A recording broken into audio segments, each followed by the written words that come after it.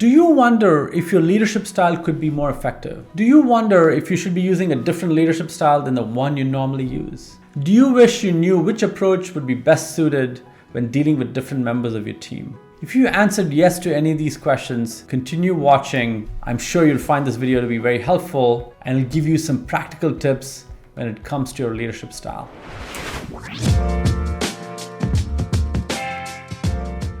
Welcome back to Agile Growth with Shri, a resource that is available for CEOs and business owners to help them with leadership and much more. This is the fourth video in a 6-part series on leadership agility.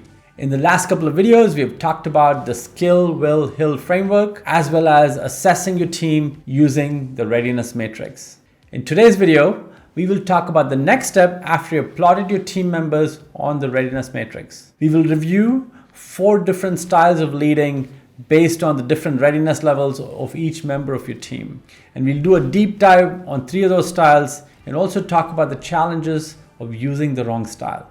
Just as a refresher, when you're applying the situational leadership model, the first step is diagnosing the root cause. And we do that by using the skill, will, hill framework. The second step is assessing your team members on the readiness matrix. After you've done that, the next step is to choose the optimal leadership style. When you're dealing with someone who is in the R1 readiness level, that is low skill and low will, the best choice for you is to be directive. What I mean by being directive is to give them adequate direction so they can do what is expected of them. As you will recall, when someone is in the R1 readiness level, they lack the skill and they're not very keen to do the job at hand. When you're using the directive style, you would clarify what needs to be done, how it needs to be done, when it needs to be done, why it needs to be done, and how you'll be monitoring progress and results, and anything else that is necessary to get the job done. It means that you'll be quite actively involved with them as the work unfolds. And when you're dealing with someone who is in the R2 readiness level, that is high skill and low will, you will have to focus on motivating them.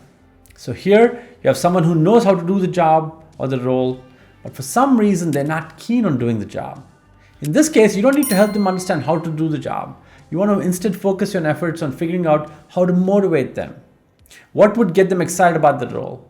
What is causing them to feel disengaged? Or what is sapping their energy?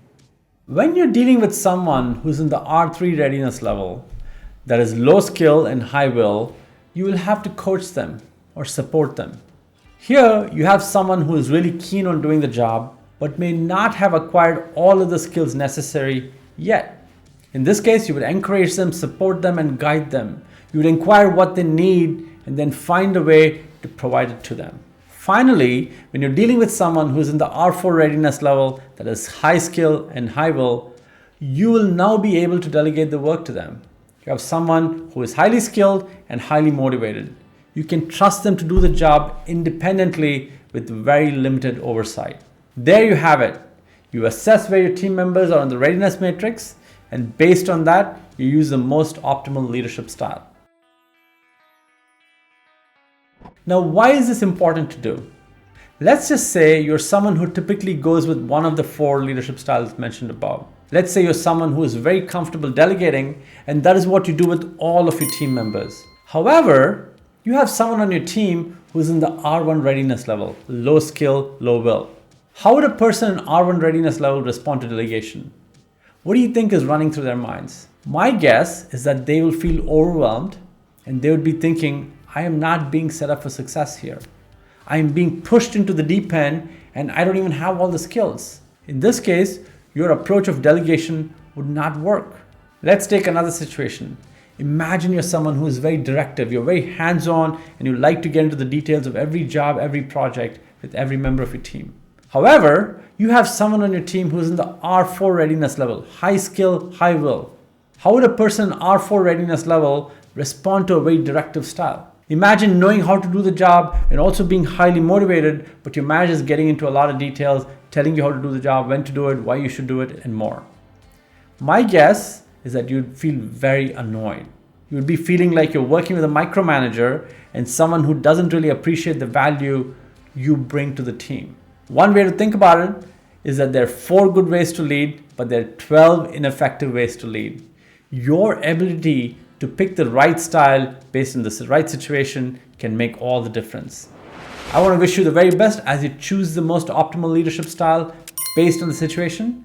In the next video, I'll do a deep dive on effective delegation. This is a topic that deserves more attention, and we'll absolutely do that in the next video. See you next time. Thanks for watching. I look forward to your questions and feedback in the comment section.